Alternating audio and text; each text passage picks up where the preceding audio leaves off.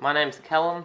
I'm a recreational tree climber and groundy down here in Australia, and today I'm going to be doing a review for TreeStuff.com on 3M classic corded plugs.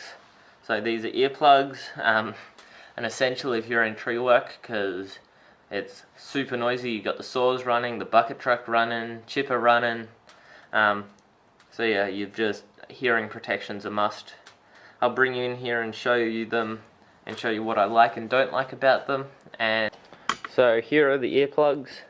These are your basic old school style earplugs, just a cylinder of foam, and it's quite a stiff foam.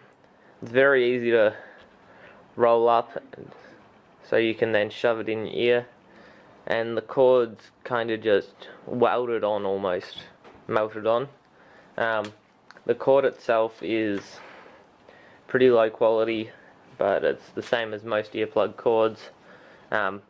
These really are couple of days a week use, then you throw them out. They're pretty cheap, and the cord just helps you keep your earplugs together. But yeah, that's what I like about these earplugs. Compare them to the next step up.